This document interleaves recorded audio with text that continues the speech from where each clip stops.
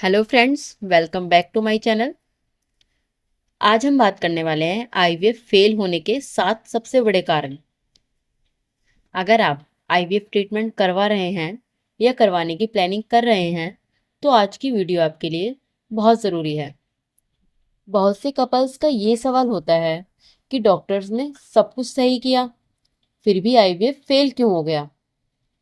क्या इसकी वजह सिर्फ किस्मत होती है या इसके पीछे कुछ मेडिकल रीजंस भी होते हैं।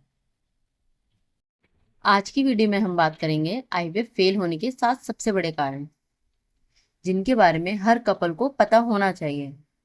ध्यान रहे, आईवीएफ फेल होने का मतलब ये नहीं होता कि आप कभी पेरेंट्स नहीं बन सकते हैं।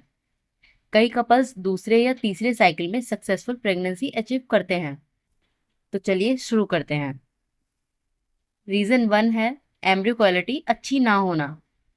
सबसे पहला और बहुत कॉमन रीजन है एम्ब्रियो की क्वालिटी। एम्ब्रियो स्पर्म और एग के मिलने से बनता है। अगर एग या स्पर्म की क्वालिटी अच्छी ना हो तो एम्ब्रियो भी उतना हेल्दी नहीं बन पाता।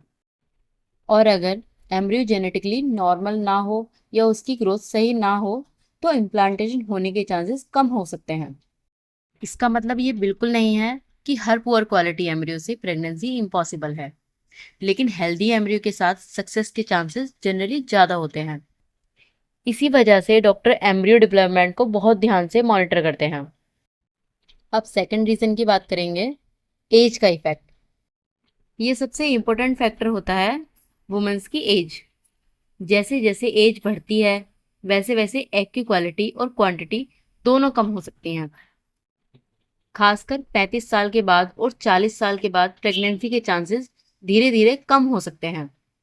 लेकिन इसका मतलब ये नहीं कि 35 या 40 के बाद प्रेगनेंसी नहीं हो सकती। आज भी बहुत सी वुमेन्स आईवीएफ के थ्रू सक्सेसफुल प्रेगनेंसी अचीव करती हैं। बस एज के साथ ट्रीटमेंट प्लानिंग और एक्सपेक्टेशंस अलग हो सकती हैं।